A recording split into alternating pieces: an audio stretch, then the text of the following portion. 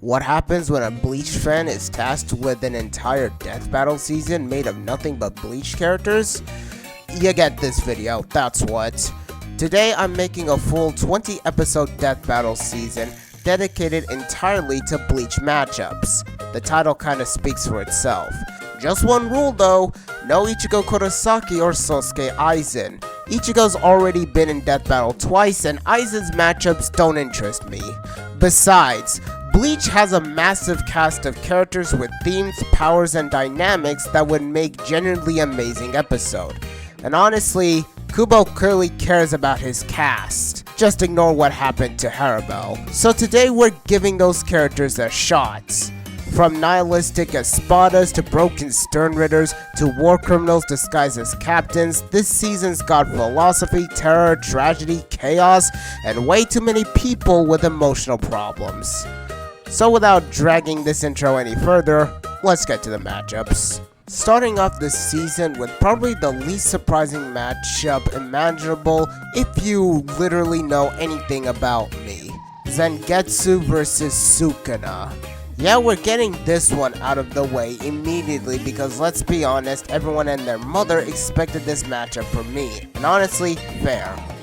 Both are ancient, monstrous beings that existed long before the main story itself, one being an artificial hollow that tore through soul reapers like nothing, the other is an ancient sorcerer who dominated both humans and curses alike. Eventually both reincarnated within the main protagonist, taking forms that resembled them to emphasize that connection. And that's pretty much where the similarities stop because despite how violent both of them are, Zangetsu actually cares about Ichigo while Sukuna couldn't give less of a shit about Yuji. That's honestly the appeal of the matchup. Strength as survival versus strength as domination. Zangetsu believes overwhelming strength is necessary to survive in a cruel world.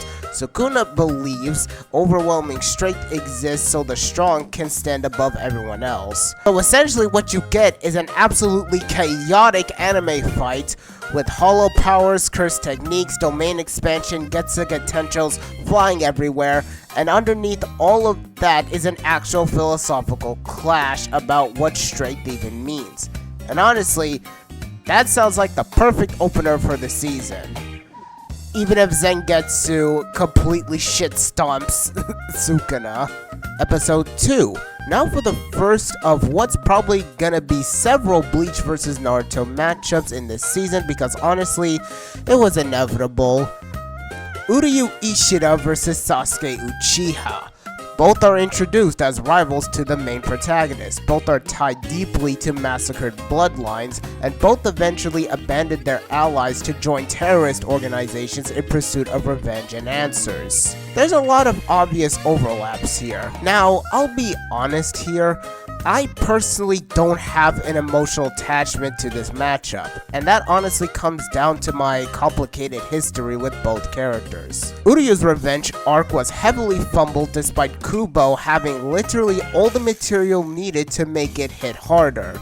Meanwhile, Kishimoto handled Sasuke's revenge arc with about the same level of subtlety and nuance as getting hit in the face with an Amaterasu. So I don't really have huge personal stakes in this episode. With that being said, I absolutely understand why this matchup is popular. Thematically it works, visually it works, and both characters absolutely fit the rival consumed by revenge and identity archetype. And honestly, if this matchup makes people happy, that generally makes me happy too. Also, Uryu bullying the hell out of Sasuke is absolutely hilarious, so this matchup automatically gains points for that alone.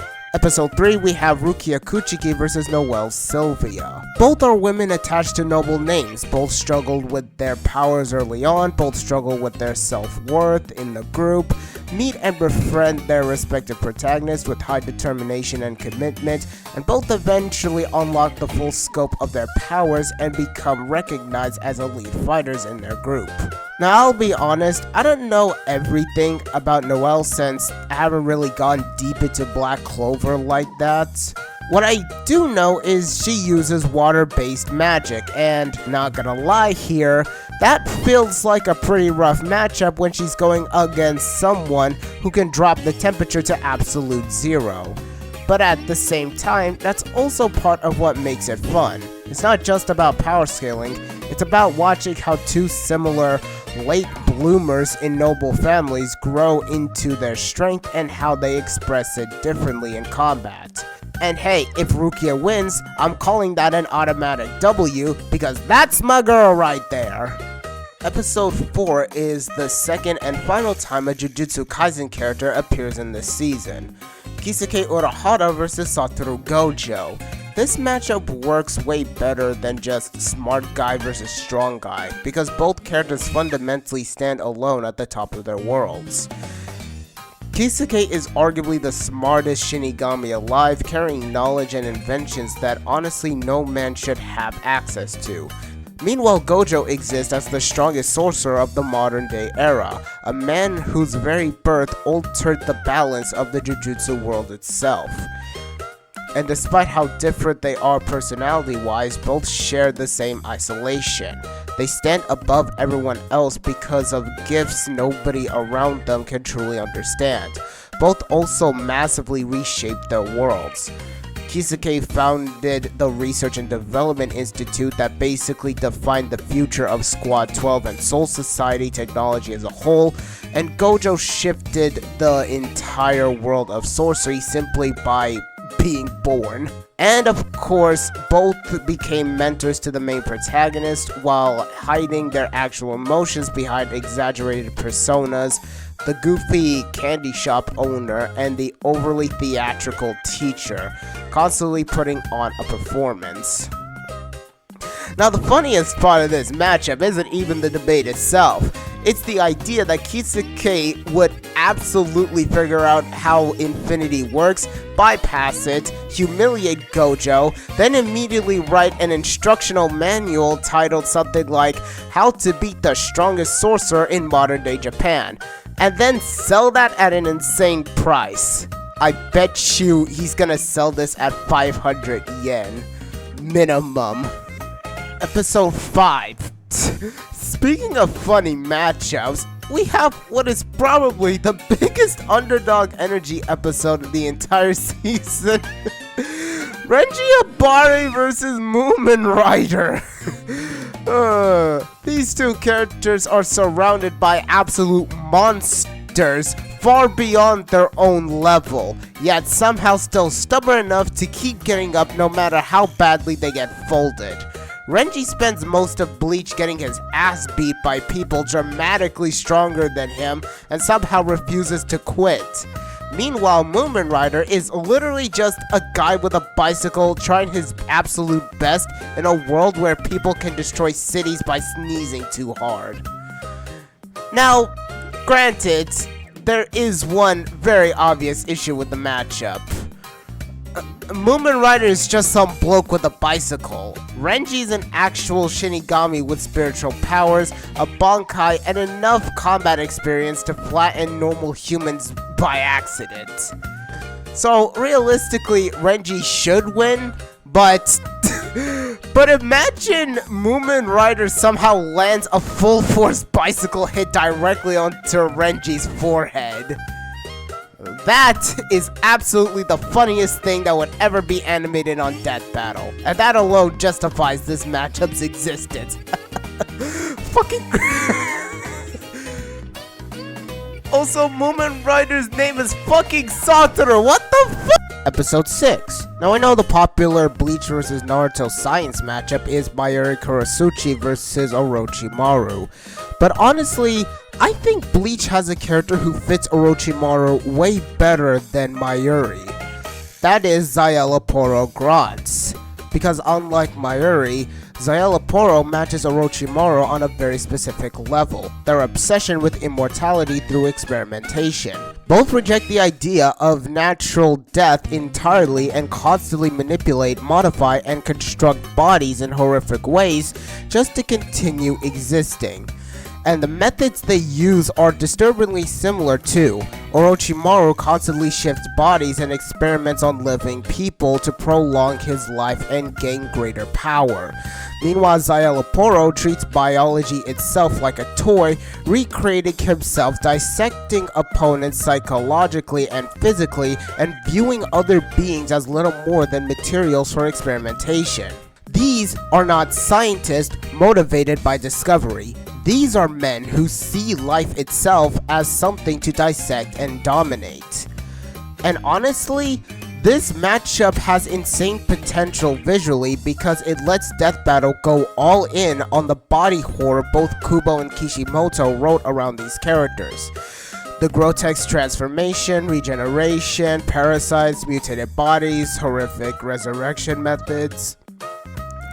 The fight should feel uncomfortable to watch in the best possible way, and unlike a lot of mad scientist matchups, this one actually understands that both of these characters are deeply unnatural people trying to escape death through increasingly monstrous means, which makes a matchup fit way better than Mayuri vs Orochimaru in my opinion. Episode 7. Now here's where I throw an actual curveball into the season by introducing a tokusatsu into the lineup.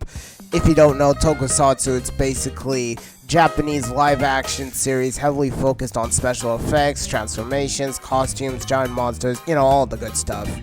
For this, we have Byakuya Kuchiki vs Takeru Shiba from the Super Sentai series Samurai Sentai Shinkenger. And honestly, out of all the Byakuya matchups I've seen, this is the one that captures what his character actually is. Because both Byakuya and Takeru are leaders born into noble households carrying enormous expectations on their shoulders. As a result, both initially lead their groups with a cold, emotionally detached pragmatism that creates distance and tension between themselves and the people around them. They care, but they don't know how to express that care properly, and that's where both arcs become really similar. Over time, both characters slowly learn to let go of that emotional detachment and allow themselves to genuinely connect with the people they fight beside.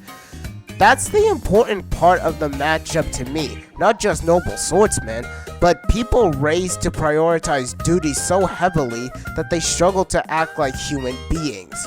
And because of that, I think this matchup gets to the heart of Byakuya far more than just pairing him against another elegant anime swordsman.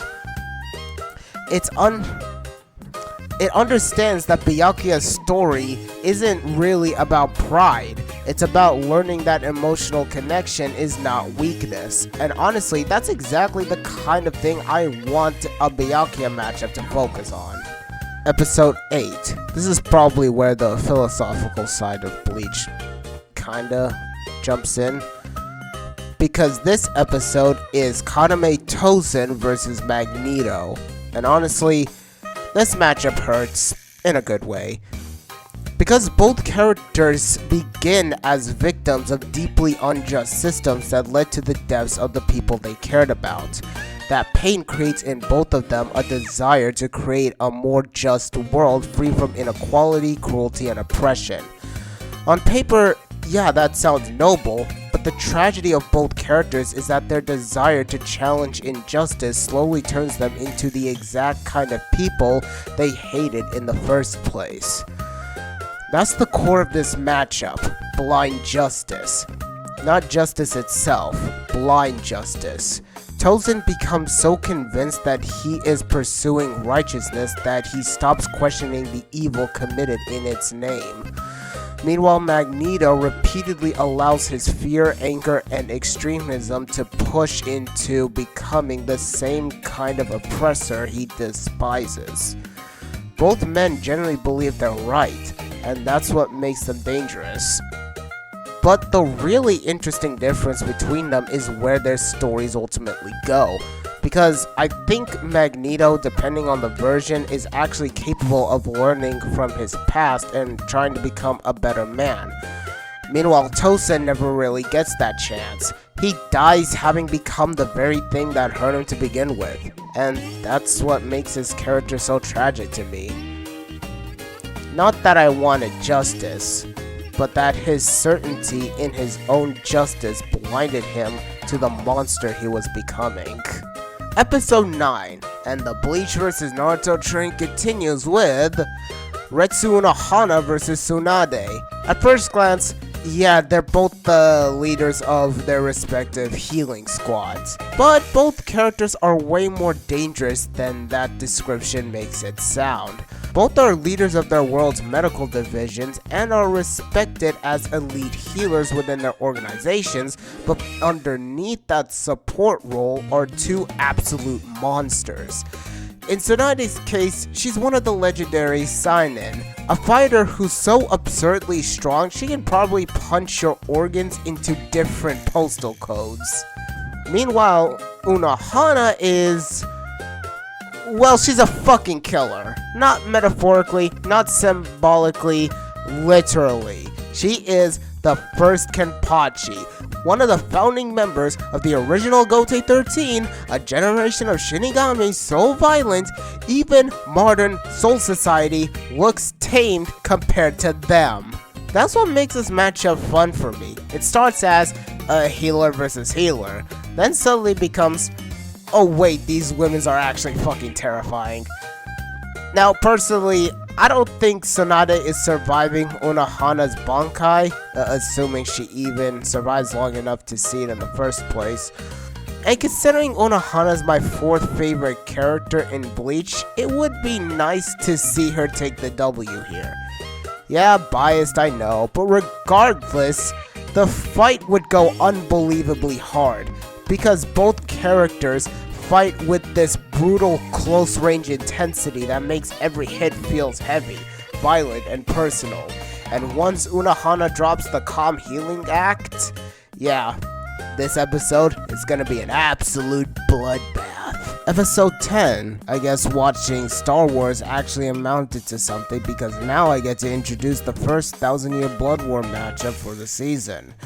Jugram Hashwald vs Asajj Ventress.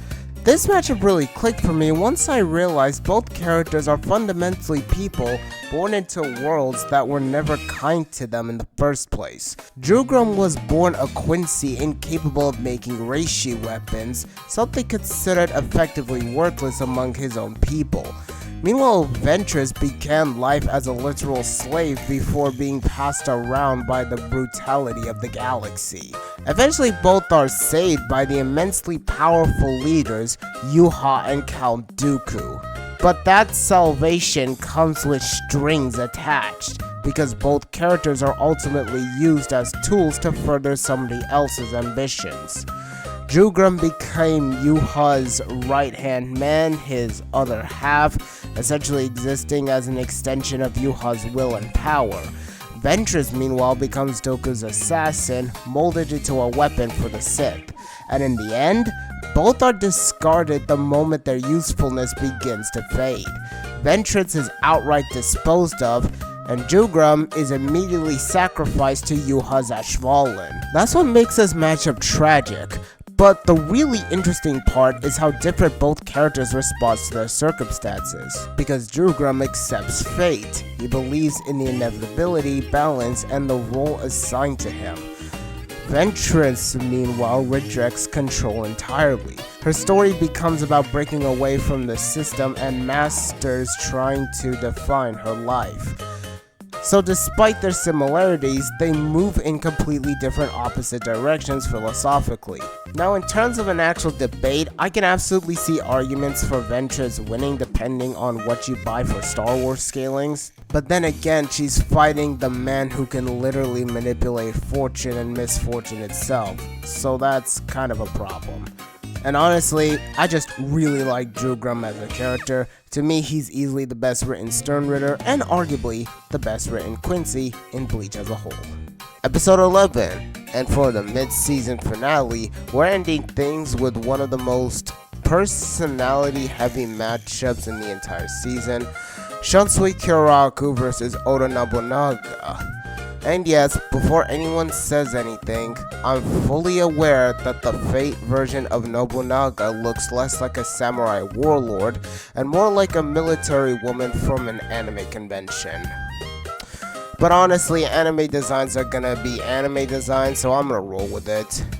And what makes this matchup interesting to me is that both characters are incredibly laid-back leaders who hide genuinely terrifying sides underneath all that casual behavior. Shunsui acts like a lazy drunk who would rather avoid responsibility entirely, and Nobunaga carries herself with a charisma and swagger that almost makes her feel playful. And then the fight starts, and suddenly both become monsters. What really sells this matchup through is how both characters manipulate the very structure of combat itself. Shansui's abilities revolve around games and stories, forcing opponents to obey the rules he established during the battle. Meanwhile, Nobunaga's abilities revolve around invalidating and suppressing powers, essentially changing the conditions of the fight to her favor. At least, from what I understand from Fate Nobunaga, that's the general energy behind her abilities. And honestly, that creates a really cool dynamic because both fighters are essentially arguing over who gets to decide the battle. That's a perfect setup for a death battle. But the biggest difference between them comes down to how they look at conflict as a whole. Shunsui fundamentally dislikes wars. He'll fight when necessary, but there's always this exhaustion to him, like he understands violence is ugly and unavoidable. Nobunaga, meanwhile, fully embraces conflict. She thrives in it, commands it, owns it. So despite both being playful tacticians who manipulate the rules of a battle, they arrive at completely different emotional conclusions about warfare and leadership. And honestly, that feels perfect for a mid-season finale, a battle between two relaxed war leaders whose similar philosophies led down a completely different path. Episode 12, and coming back from the mid-season break, we have what I consider the philosophical peak of the entire season, Ukiura's Cypher vs. Pain. Now, if we're talking strictly about connections, this matchup honestly isn't the deepest thing in the world. Both are iconic members of their respective villain organizations, the Espada and the Akatsuki. Both push the protagonist into their monstrous transformations, with Ukiura forcing out Ichigo's Last Lorde form, and Pain push Naruto to unleash the Nine Tails. Those connections are there. They're solid enough, but they aren't why I love this matchup. The real appeal is the philosophical clash, because these two characters represent completely different conclusions about emotions and suffering. Pain is a man who allowed suffering to define his entire existence. Everything he became stems from lost grief and the pain inflicted upon him by the world. And because of that, he reaches a terrifying conclusion. If the world can understand his suffering, then maybe it can understand peace. So he tries to validate his own pain by forcing others to experience it. He wants the world to feel what he felt. Ukiura is the perfect counterpoint to that, because Ukiura spends his entire story questioning whether emotions even matter in the first place. What is a heart? Can it be touched? Can it be seen? Can it be proven to exist? To Ukiura, emotions are an abstract concept he cannot understand. He looks at love, grief, hope, and despair with the same detached curiosity a scientist might look at an experiment. And that's what makes this matchup so fascinating. Pain believes suffering is the most important emotional experience a person can have. Ukiura isn't even convinced emotions are real. So while the physical fight itself would be incredible, the real battle is between two opposing views of humanity. One man believes emotions define existence. The other spends his entire life questioning whether they have any meaning at all. And honestly, that's the kind of philosophical conflict I love seeing in Bleach. Episode 13. After the philosophical debate club that was the last episode, let's take a break and inject some pure chaos back into the season. With Grimmjow vs. Bakugo. I'm not saying Grimmjow's last name. Now admittedly, this matchup isn't built on some incredibly deep philosophical conflict. It's built on something arguably more important. These two never shut up. Both characters begin as antagonistic forces towards the protagonist because of the absolute confidence they have in their own strength. Grimmjow views himself as the apex predator, a being born to dominate everything beneath him. Bakugo grew up believing his explosion powers put him above everyone around him. And because of that, both spend a significant portion of their stories acting like the loudest person in the fucking room. These two are the characters who would talk the most amount of shit out of their group. Like, forget actually fighting, these two would spend half the episode insulting each other before the first meaningful hit even lands. And honestly, that's exactly why I love it. Because underneath all that arrogance, both characters are driven by the same need. To prove they're the strongest. To prove they're the best. To prove nobody gets to stand above them. So while you could argue deeper connections between the character and arguably say that these two have matchups that speak deeper to their characters, let's be honest, the main appeal of these two is how aggressive and completely unapologetic they are when it comes to insulting other characters. Like I said, these two are the shit talkers of their group. Plus, imagine a Grand Ray Zero colliding with a Howitzer Impact. That would go unironically hard. Episode 14, and we're on the third Espada in a row with this one. Coyote Stark vs. Alucard. Both of their resident gunslingers of their respective groups, recruited by the organizers of said group. For Stark, that's Aizen with the Espada, and for Alucard, that's Von Helsing with the Helsing organization. But the real connection isn't the guns, it's the loneliness. Both characters are defined by isolation. Stark spent his life alone because he was too powerful for those around him. Simply being near him was dangerous. His strength separated him from everyone else, leaving him desperate for companionship. Alucard's loneliness is different, but no less important. He spends centuries outliving everyone around him, existing as a monster among humans, and even among other monsters. Both isolated because of what they are, both are alone because of their strength, and somehow both ended up with wolf-themed attacks. Now, I'll be honest, the versus debate around Alucard is probably going to annoy me for the same reason Yuha debates annoy me.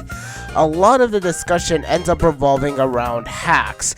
Can this ability counter that ability? Can this power bypass that power? Can this regeneration overcome this attack? It just feels like the hacks abilities debate are no different to those people who always focus on stat diffing. Like, you're all focusing on one piece of the puzzle and pretending you've got the image. Either way, I still like Alucard. Stark, yes, I do like him, but that's a generous one, because the minute Kubo decides, yeah, Stark is gonna be an interesting character, he fucking kills him. And that's before Aizen practically shows up like a Minecraft admin putting in a TP command just to get rid of Haribel for taking too long. Like, she's literally fighting, and then the next one, Aizen just spawns in like a /summon final boss command and kills her right there because I guess the plot needs to focus on Aizen now. Okay, Kubo, go to sleep. Episode 15. Insert ice joke here because, let's be honest, if you weren't expecting an ice user to show up this season, I don't know what to tell you. Toshiro Hitsugaya vs. Grey Fullbuster.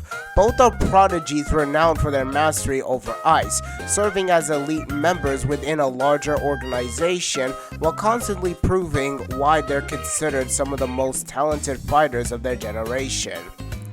And somehow both have women in their lives who constantly keep them on their toes. Though admittedly, their situations are different. In Gray's case, Juvia is like hopelessly in love with him. And in Tosho's case, Rangika wakes up every morning and finds new ways to test his patience. Now beyond the Ice Guy versus Ice Guy connection, which is no shit, look at them, I do think there's some fun about putting these two together. Both started as gifted young fighters carrying expectations far beyond their age, both are constantly forced to mature faster than the people around them, and both eventually grow into some of the strongest members of their respective groups. That said, I am obligated to bring up Thousand Year Blood War because I guess Kubo thought ice powers were too basic, since now Tosho is here freezing concepts with his ice. So Gray is fucked, though I will give Gray this. He's not having a blondie constantly pressuring him every time he clocks in for work. Episode 16. Now we go from ice users to fire users with this episode, Bazard Black vs Toya Todoroki, or if you prefer, Bazb vs Dabi. Both are fire users whose pride slowly transformed into obsession because of the people closest to them in their lives. For Bazb, his entire identity was built around one goal, killing Yuha. Everything he did revolved around becoming strong enough to achieve that dream, but in pursuing that goal, he was forced to confront a reality he never wanted to accept. Jugram wasn't special because he was stronger. Jugram was special because he was chosen. And when Bazard Black finally learned the real reason why Jugram couldn't create reishi weapons, he realized his friends possessed something more significant than raw talent alone. For someone as prideful as Bazb, that realization shattered his entire worldview. Meanwhile, Toya's story is a tragedy born from expectations. Endeavor pushed him beyond what he could safely endure, saw the flaws, and as a result, he just threw him away and moved on. He literally neglected Dabi. And, well, as you could guess, he was found by, a villain, I forget his name, and yeah, turned into this spawn of a child. And that's why I think this matchup works, because both characters are driven by wounds inflicted by them by people they cared about the most. Or people they saw as someone significant in their lives, like Jugram and Endeavor. Now, I know a lot of people are focused on whether Jugram betrayed Bazb, but personally, I don't think that's the point of their flashback.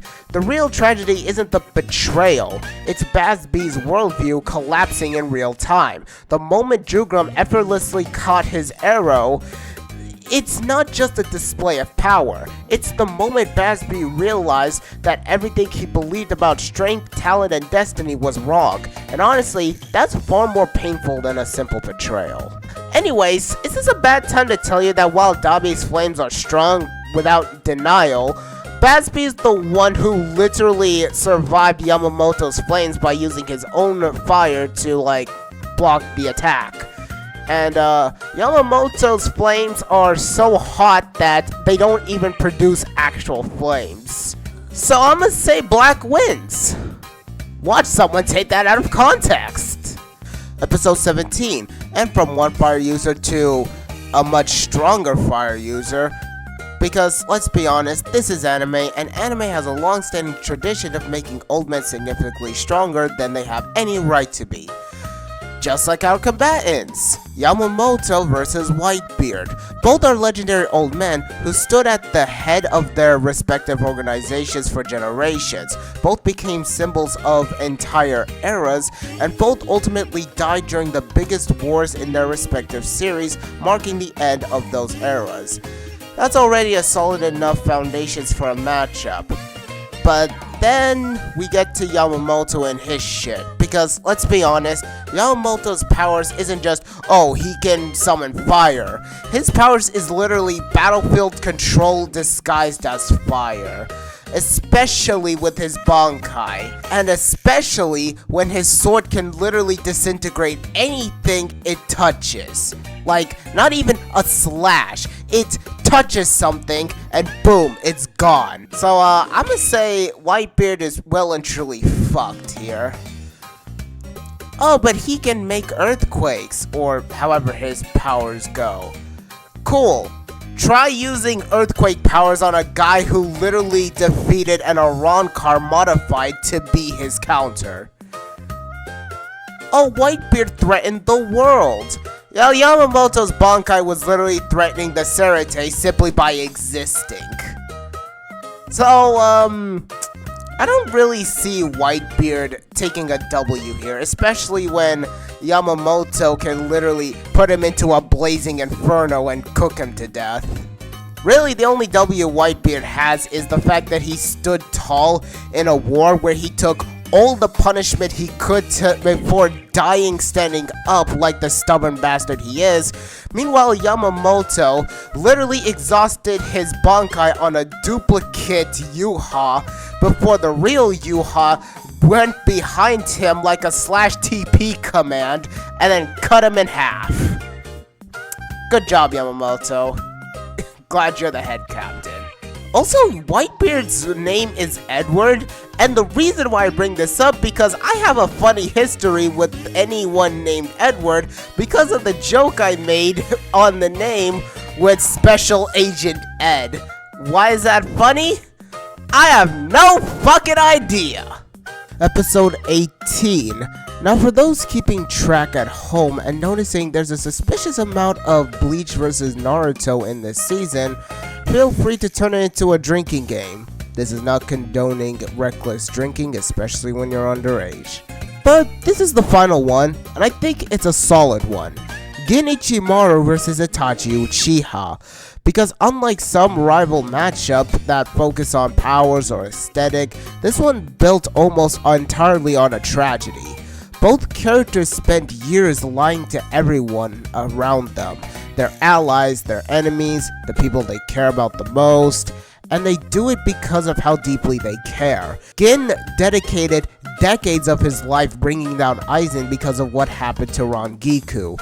Itachi, meanwhile, destroys his own reputation and becomes a villain in the eyes of the world for Sasuke's sake, ironically. They're both men who willingly became monsters so somebody else could live. But the tragedy becomes of where these stories diverge, because eventually Sasuke learns the truth. As messy as I think some parts of Sasuke's revenge story are, the truth does eventually come out. Sasuke learns who Itachi really was, he learned why he made the choices he did, he gets the closure. Rangiku never gets that. By the time the truth could be revealed, Gin is already dead. She never truly understands why he became the man he did, and honestly, that's what makes Gin's story hurt so much. His sacrifice changed nothing. His deception consumed him, and by the end, the one person he wanted to protect never gets to hear the truth from his own mouth. Now for the actual fight itself. Is it a bad time to bring up Gin's Bankai? Because I'm sure everyone remembers the speed and the extension. But, who here remembers the poison that dissolves cells thing? Because, yeah, Gin's Bankai can literally leave a piece of its blade in you that destroys its cells with a poison. And before anyone brings up, oh, but Gin needs to hit Itachi first. Well, what do you think is more likely? Itachi actually having a game-ending move in his arsenal that can put Gin down, or Gin being fast enough to land the one lethal blow he needs? I don't know, it's up to you. Also, Itachi and Ukitake share a voice actor, which might want to ask him how it feels to voice both characters who are canonically sick. Episode 19, the Halloween special for the season, Asnod vs Scarecrow from DC Comics. Which I guess would be Detective Comics. Yeah, I'm gonna be laughing at that because that's just too funny for me. Both characters are defined by their abilities to manipulate fear in an extreme psychological way. Asnod injects fear directly into his opponents, forcing them to confront their own deepest anxieties and overwhelming paralyzing vision, and Scarecrow uses fear toxins, a substance that spreads through inhalation to break down the human's mind and reduces people into pure panic. So in both cases, fear isn't just an emotion, it's a weaponized state of beings. With just one key difference here. Sure, Asnod's bull standing allows him to amplify his abilities via sights now, but like, Asnod is still a guy who's afraid of his own mortality. Like, he hasn't conquered fear, he's still fearful, he's just weaponizing that fear now as like, I don't know, a form of escapism. Jonathan Crane, on the other hand, is someone who's obsessed with fear. He isn't afraid of it, he studies it, he practically worships it, he literally made gases to make you afraid, which is a wild statement to say for a fucking Batman villain. So this is how I see it. Asnod will make Jonathan Crane absolutely excited, thrilled at the concept of fear. Meanwhile, Jonathan Crane would make Asnod absolutely shit himself and make him die of a heart attack.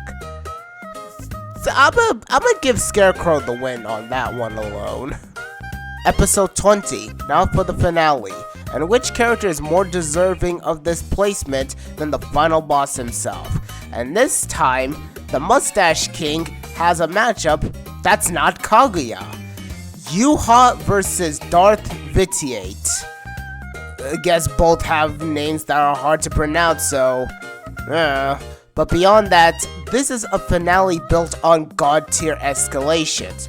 Both characters begin as nobodies, insignificant figures in their respective worlds, and both eventually evolve into godlike beings whose core abilities revolve around absorbing the lives, powers, and essence of others. That's the foundation of both of their empires, and from there, both characters transcend into something far more abstract after absorbing their fathers, becoming less like individuals and more like existential forces. Both also launch massive campaigns against their respective worlds, Yuha against Soul Society and Vitiate against the galaxy, and both rely on armies that have been hidden and built up over long periods of time, waiting for the right moment they're unleashed. The parallels here are honestly perfect for a finale, but the most interesting similarity are how both are ultimately defeated, not by random heroes, not by outside forces, but by people who tied directly to their own bloodline and legacy. Yuha is brought down by Ichigo and Uryu, both deeply connected to his Quincy lineage. Vitiate, depending on the interpretation, I suppose, is undone through conflicts involving his own children and descendants. That idea that their downfall is written into their own existence is what makes this matchup feel like a proper end to the season. Now personally, I can see Vitiate taking this one, because Yuha's mighty, while terrifying, is not absolute. Aizen was able to trick him by using Kyokusui Getsu to manipulate his perception. So that at least confirms that the Almighty, it has some form of perception. It's still reliant on perception for its powers. Am I saying Yuha 100% loses this? Not really, because Star Wars is one of those franchises that really is gonna depend on how you choose to scale it based on the incarnation, I guess, like the timelines, like the canon timelines, the Legends timeline, those kinds of things, which sounds like the franchise having its head up its own ass. And that was the entire Death Battle season made entirely out of Bleach characters. Admittedly, it wasn't possible for everyone in the cast to get their time in the spotlight. There's only so many episodes, and Bleach has a lot of characters worth talking about. But that's where you guys come in. Bleach fan or not, I want to hear your favorite Bleach matchup. It can be one from this season, something I didn't give enough time to, or something I didn't even think about at all. Comment sections are open for a reason. I made this because I love the series, but having the fun of something like this is to see what other people think should have been included. Hope you managed to stick through the whole video. This took a while to put together, and I appreciate you watching all the way through. And remember, I'm an otaku, not your senpai. The fact someone would crack this is diabolical. And you enjoyed every second of having me bent over.